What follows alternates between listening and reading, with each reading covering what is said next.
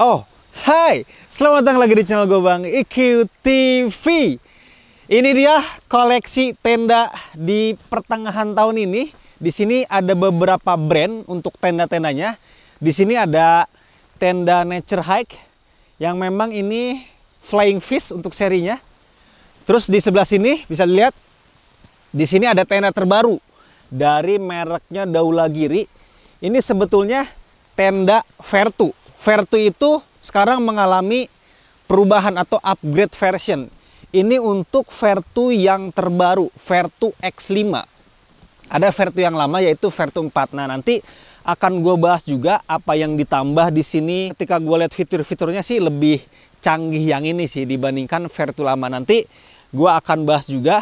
Dan di sini lihat udah ada embun-embun, di sini dingin banget ngomong-ngomong nih. Karena di sini gue lagi di kaki Gunung Gede, yaitu di Pondok Halimun di Pasebannya. Untuk tenda ini nanti akan gue review juga dari Daulagiri. Terus untuk family tent-nya gue pilih dari Daulagiri juga. Ini ada Daulagiri Mahika 5. Ini kapasitas 5 dan ini gede banget. Ini terus terang aja bisa menjadi pesaing berat untuk brandnya Big Adventure untuk tenda Rinjaninya. Dan pesaing berat juga untuk brandnya Quechua untuk tenda Arpenas 4.1-nya. Terus bisa menjadi pesaing berat juga untuk brand Hike and Run untuk tenda Cakranya. Karena ini punya fitur-fitur yang hampir tidak dipunyai oleh brand-brand yang tadi gua sebutin. Dan ini ada di dalam ada orang juga yang udah pada tidur, di sini ada orang-orang juga yang udah pada tidur. Terus di sini ada untuk shelter atau sekarang gue fungsikan sebagai dapur umum karena kita di sini banyakkan campingnya. Jadi di sini untuk masak-masak khusus di sini aja. Karena biar enak, biar luasa juga untuk masak-masaknya. Untuk keperluan kurang lebih berapa orang, Neng? Apa? Yang camping berapa orang? Ada 10. Kurang lebih 10 orang lah untuk camping keluarga kali ini. Terus di sini tenda terakhir yaitu tenda are. Sebetulnya sih ini udah lama, cuma nanti akan gua review juga untuk tenda are ini. Sambil nunggu tenda are terbaru, karena kemarin di Indofest itu udah di display untuk tenda are terbarunya. Ya, sambil nunggu kita review tenda yang ada dulu deh untuk si are ini. Di sini gua campingnya bukan sama teman-teman, tapi sama keluarga besar, istri di Sukabumi. Dan sengaja gua suruh nyobain tendanya dulu sebelum gua review nantinya. Semalam gua tidur di tenda Nature Hike ini sama istri sama ponakan. Terus malam ini gua tidur di tenda Vertu X5 yang ceper tadi. Nah, gua sengaja semalam sih oke, gua udah dapat penilaian untuk tenda Nature Hike ini. Dan tenda Vertu 5 nanti malam ini. Malam ini akan gua coba gimana rasanya tidur di tenda tersebut. Dan kalau emang dari tadi lu lihat cahaya yang terang banget, ini sebetulnya cahaya dari lampu studio gua. Kenapa akhirnya lampu studio ini bisa dinyalakan di tempat camping? Karena gua bawa power station dari Bluetooth ini. Ini sebetulnya udah sering gua spill di Instagram gua, lebih seringnya, dan di TikTok juga. Ini kalau bisa gue bilang power bank raksasa sih ini. Selain lampu studio ini, gue memakai beberapa untuk keperluan ngecharge sih kebanyakan ya. Di sana tuh untuk beberapa HP juga. Dan di sini gue mau kasih lihat apa aja yang bisa dihidupkan oleh power station dari Bluetooth ini. Yang pertama di sini bisa dilihat, ini konsumsi dayanya itu ada 107 watt. Maksimalnya itu 1000 watt. Jadi jangan sampai over juga. Dan ini udah 40% sisa baterainya karena udah 2 malam di sini. Dan kurang lebih ya semalaman dipakai, kemarin dipakai, dan malam ini dipakai, ya sisanya masih lumayan 40%. Kalau malam pertama itu malah lebih banyak lagi konsumsi dayanya. Karena kemarin tuh kita sempat masang layar gitu untuk nonton bioskop ya. Jadi di sini tuh kita kemarin nonton bioskop bareng-bareng sekeluarga sambil barbecue juga. Nah, karena gue pengen tahu juga bisa nggak nyalin proyektor. Tapi kalau ngelihat dari konsumsi dayanya pasti bisa banget lah. Karena kalau untuk nyalain kulkas mini juga bisa, untuk nyalain rice cooker juga bisa. Dan untuk nyalain komputer di rumah lu juga bisa. Dilihat juga nanti konsumsi dayanya berapa. Yang pasti semalam tuh untuk melengkapi semua kegiatan yang memerlukan listrik yang gede untuk konsumsi dayanya, ini bisa banget dipakai. Gua bahas sekilas dulu nih untuk ada apa aja untuk fitur-fiturnya. Yang pertama tuh di bagian atas ini. Di bagian atas ini ada handle. Jadi kalau emang nanti untuk ngebawa si power station ini bisa dijinjing kayak gini aja. Dan ini beratnya sebetulnya lumayan berat.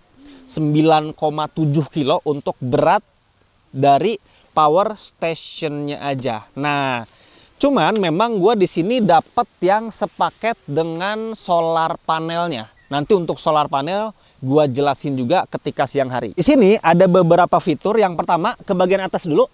Jadi di sini di bagian atas ini ada wireless charging. Outputnya ini 15 watt. Jadi kalau emang handphone lu udah support wireless charging, tinggal tempel kayak gini aja. Biar kelihatan nih. Biar kelihatan. Nah, tuh langsung isi. Jadi tanpa kabel bisa langsung ditempel di sini aja. Nah, untuk outputnya di sini ada input dulu. Jadi untuk pengecasan si power station ini bisa dilakukan oleh 3 cara. Yang pertama menggunakan saklar di rumah atau colokan di rumah, tinggal dicolok ke sini aja. Terus yang kedua itu menggunakan solar panel yang nanti akan kita praktekkan. Terus yang ketiga bisa dari mobil. Nah, ini kelengkapan yang nantinya lu dapetin juga di sini. Nah, di sini untuk kecolokan di rumah. Jadi nanti tinggal dicolok ke sini aja. Nah, jadi nanti ini dicolok ke stop kontak di rumah aja. Jadi ini cara pertama untuk mengisi si power stationnya. Cara kedua nantinya pakai solar panel. Cara ketiga pakai ini. Nanti bisa dicas melalui mobil juga. Tinggal colok ke sini. Nanti ini ke mobil. Nah, masing-masing cara ini mempunyai durasi pengisian yang berbeda-beda. Untuk ke stop kontak, yang ini tadi, ini kurang lebih untuk mengisi full 100% power station ini kurang lebih 3-4 jam. Begitupun menggunakan solar panel, 3-4 jam. Nah, pakai colokan ke pemantik api ini sebetulnya lebih lama, 7-8 jam. Jadi kalau gue sih kebiasaannya ya pakai stop kontak di rumah. Tapi enaknya kalau emang lagi di outdoor kayak gini, tinggal diisi aja tuh. Kalau siang-siang ada matahari panas, kebetulan gue dapat juga solar panelnya, tinggal dipakai aja dijemur. Cuman kemarin tadi siang, lebih tepatnya tadi siang belum gue isi karena gue pengen tahu bisa sisa berapa nih ketika gue pakai 2 malam berkegiatan menggunakan lampu studio ini, terus semua handphone pada ngecas di sini juga, ternyata masih ada sisa kurang lebih 40%-an. Jadi untuk cara pengisiannya ada 3 cara. Kita sekarang ngelihat fitur-fitur yang ada di DC output ini. Yang pertama di sini ada untuk colokan Type C. Ada 2 di bawah dan di atas dan di bawah. Di sini 100 watt untuk dayanya. Terus di sini ada juga untuk yang USB-nya ada 2. Tuh, ada 2. Di sini gue pakai ngecas GoPro plus pakai ngecas Ceramic juga di sini. Nah, di sini yang ada output juga. Ini biasanya ini untuk proyektor juga bisa sebetulnya nih. Di sini 12 volt 10 ampere. Dan di sini yang tadi gue jelasin ini kalau untuk pemantik api bisa dicolok ke sini juga. Nah, di sini ada AC outputnya. Di sini maksimalnya itu 1000 watt. Nah, ngelihatnya nanti di sini outputnya nih. Jadi jangan sampai over, maksimal di 1000 watt di sini karena di sini tuh ada tulisannya. Di sini ada 2 ya untuk colokannya. Di sini gua pakai untuk nyolok lampu studio. Ini gua senter aja lampu studionya biar kelihatan. Di sini ada Godox SL60 watt dan di sini ngangkat banget tentunya karena 1000 watt. Nah, untuk yang satu lagi ini untuk alat-alat kopi kameramen sebetulnya nih. Ini gua pengen coba juga untuk kita apa ini istilahnya grinder, Bang. Ngegrinder kopinya. Di sini komplit banget nih alat-alatnya nih. Oke. Cukup, Bang? Terus aja. Terus. Hop. Siap. Ini kita tinggal colokin aja. Oke, nyalain yang ini belakang nggak? Nah, katro nih, ketahuan nih. Itu berapa watt itu? Ini konsumsi dayanya 180 watt. Oke, 180 watt. Kita coba nyalain. Ini bertambah ya. Tuh, jadi 200. Oh, udah ini ya, udah mati ya. Bertambah tadi 214 watt tadi tuh. Ini udah ini. Cepet banget. Ini sebetulnya kan kemarin tuh ketika biasa gua camping tuh, Bang Apri ini kameramen ini cuman bawa yang manual pakai tangan gitu. Karena sekarang ada Bluetooth, ya udah pakai yang emang pakai listrik aja nih. Nggak tahu harganya berapa, kayak mahal sih. Jadi untuk yang ini ke sini, nah di belakang sini ada satu lagi yang kabelnya panjang ini nanti ke tenda yang Mahika itu dipakai untuk ngecas-ngecas semua anggota keluarga di sini. Nah, Adi Imon. Nah, oke. Coba gue nyalain di sini. Nah, di sini ada bocil. Lihat ya Om ya. Nah, bisa dilihat di sini. Di sini ada handphone yang dicas. Ini banyak banget sebetulnya untuk yang batok pertama nih, untuk power bank. Plus untuk ini yang dinyalain, ini lampu juga. Terus di sini ada untuk handphone. Terus di sini ada untuk baterai kamera. Terus yang terakhir di sini, ini udah dicabut nih. Jadi power bank semuanya bisa dicas di sini. Karena memang tinggal bawa aja tuh colokan yang lubangnya banyak. Kalau handphone aja mas sebetulnya bisa banget banyak sebetulnya. Karena memang kemungkinan sih kalau emang daya yang masuk itu 1 watt ya, taruhlah misalnya handphone itu cuma 1 watt, berarti bisa 1000 handphone dicas di sini. Kapasitas maksimalnya atau daya yang dikonsumsi maksimalnya. Udah kali Mut itu Mut?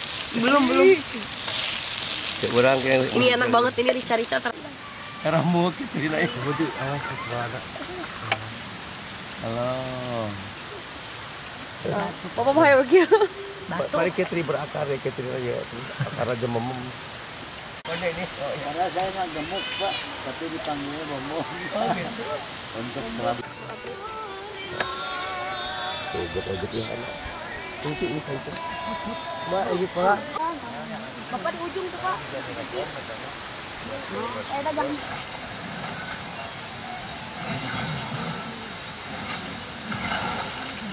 Oke, sekarang gue akan kasih tahu nih, karena gue dapat paketan yang power station plus solar panelnya. Ini kebetulan lagi panas banget.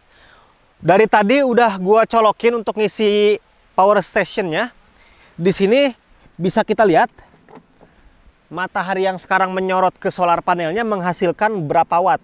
Nah, di sini langsung kelihatan nih. Yang diterima oleh power stationnya itu 111 watt. Berubah-berubah dia. Tergantung mataharinya nanti. Kadang kan teduh, kadang terang banget. Kadang agak terang, agak teduh gitu. Tergantung kualitas mataharinya nantinya. Kalau ini makin naik nih. Kalau makin panas tuh makin naik. Ini maksimal sih tadi gue lihat di 152 watt. Peak power maksimal yang bisa dihasilkan oleh solar panel ini 200 watt. Jadi untuk ngisi power station ketika nantinya lu lagi camping-camping kayak gini, kebetulan lu kalau emang lu punya solar panelnya lebih enak sebetulnya. Ketika malam-malam dipakai, siang-siang diisi lagi dayanya. Kalau memang di hutannya itu nggak ada listrik sama sekali, jadi enak banget. Tapi kalau bawa power stationnya aja yang mengandalkan kapasitas yang lu cas di rumah aja. Kalau lu punya sekalian solar panel kayak gini lebih enak sebetulnya. Siang-siang dicas, malam pakai. Siang cas, malam pakai. Jadi mau beberapa hari atau beberapa malam pun lu akan aman untuk kelistrikannya. Ya kecuali musim hujan ya. Kalau hujan tuh ya nggak bisa dipakai juga untuk solar panel ini. Jadi di sini lu nantinya dapat satu kabel. Kabel ini udah include di power station ini. Walaupun lu nggak beli solar panelnya, kabel yang nantinya akan dicolokkan ke solar panel itu udah include. Di sini gue coba copot dulu. Nah, kabel ini yang lu dapat dari paketan power station ini. Kalau kabel yang ini nyambung ke solar panelnya. Sekarang gue akan kasih tahu untuk cara pelipatannya. Untuk si solar panel ini kenapa akhirnya bisa miring kayak gini? Ada 3 sanggahan. Nih, 1, 2, 3. yang bisa lu setting sebetulnya. Di sini ada beberapa titik ketika nantinya lu mau posisinya kayak gini. Bisa, atau posisinya lebih tinggi lagi kayak gini. Bisa, tergantung posisi mataharinya di mana. Kalau sekarang kan masih di atas nih, jadi gua pakai yang titik kedua aja, yang 45 derajat untuk kemiringannya. Nah, sekarang gua akan coba untuk ngelipat. Lu tinggal giniin aja. Nah, ini tinggal dikencengin kayak gini aja. Di sini ada velcro-nya juga. Pasti paham lah nantinya ketika lu punya tuh, gampang banget lah, nggak ribet untuk melipat atau memasang solar panel ini. Nah, kalau udah gini, tinggal dilipat kayak gini aja. 1, 2, 3. Nah, ini langsung ada tulisannya, mereknya Bluetooth. Nah, ini kita sekarang, nah di sini ada pengunciannya, pakai bakel. Ada 2 di kanan dan di kiri sini untuk pengunciannya. Nah, sekarang gua akan ngerapihin si solar panelnya. Di sini lu dapat informasi lengkap tentang spesifikasi dari solar panel ini. Nah, di sini gua akan coba untuk lipat. Oke, jadi lipat kayak gini. Nah, di sini tempatnya itu untuk resletingnya pakai zipper waterproof. Jadi untuk kena air sebetulnya udah aman. Karena memang di sini udah pakai resleting yang memang tahan air. Untuk solar panelnya di posisi terlipat tuh kayak gini. Dan ini power stationnya. Ini kabel yang udah include di power stationnya. Walaupun lu nggak beli solar panelnya, kabel ini udah tetap dapat karena satu paket dengan ini. Oke, jadi ini beratnya 7,1 kilo. Ini beratnya 9,7 kilo. Dan ini bisa lu ukur aja deh segede gini. Kalau emang lu ngerasa nggak ribet, bawa ke gunung ya bawa aja. Tapi kalau camping-camping, ini cukup banget untuk ukurannya. Sekarang kita ngomongin kelebihan dan kekurangan dari power station Bluetooth ini. Tetap ada kekurangan dan kelebihan ya, karena gue nerima produk ini sebetulnya udah dari hampir 2 bulan yang lalu. Cuman sengaja gue pengen pakai dulu untuk produk ini di beberapa kegiatan camping gue. Kurang lebih sih udah dipakai sekitar 3 atau 4 kali camping menggunakan Bluetooth ini. Gue pengen tahu efisiensi ketika lu membeli Bluetooth ini, karena kan harganya lumayan mahal sebetulnya ya. Bener-bener worth it gak ketika lu mencoba untuk beli power station dari Bluetooth ini?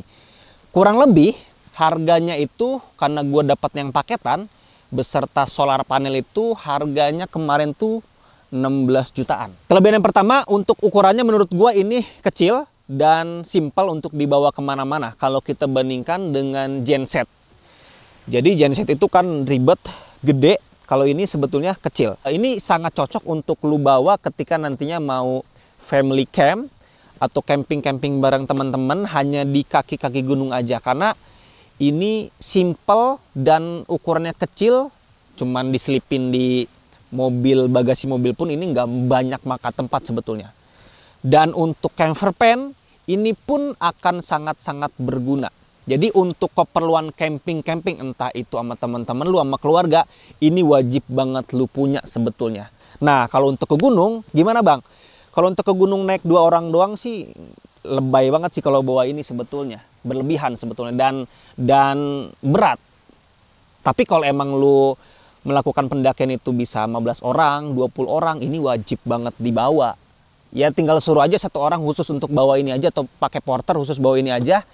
Jadi untuk keperluan banyak orang kan, jadi ini bakal berguna. Apalagi yang punya jasa open trip, agen-agen open trip, ini bisa jadi nilai tambah untuk open trip lo. Ketika siapapun yang ikut jasa open trip lo, masalah listrik nggak perlu khawatir karena lu punya ini. Menurut gua sih wajib banget bisa jadi nilai tambah untuk agen open trip lu ketika lu punya Bluetooth ini. Kelebihan berikutnya, jenis baterai yang dipakai di sini bisa dipakai di semua medan atau di semua suhu sebetulnya. Ini pakai jenis baterai lithium besi fosfat. Gua akan mempelajari karena gua tidak terlalu paham sebetulnya, dan gua mempelajari ternyata ketika gua cek-cek itu jenis baterai yang dipakai di sini bisa tahan sampai minus 20 derajat dan plus 60 derajat. Jadi ketika panas banget ini masih aman baterainya, dan ketika dingin banget sampai minus 20 derajat pun ini masih aman untuk jenis baterai yang dipakai di sini. Karena kan kita suka khawatir ya, ini disimpan di mobil aman nggak ya, karena mobil itu kadang suka panas, ini takut meledak nggak ya. Ini nggak, sampai plus 60 derajat pun ini masih aman untuk jenis baterai yang dipakai di sini. Kelebihan berikutnya, gue sih ngerasa cepet ya untuk pengisian baterainya itu kurang lebih 3-4 jam.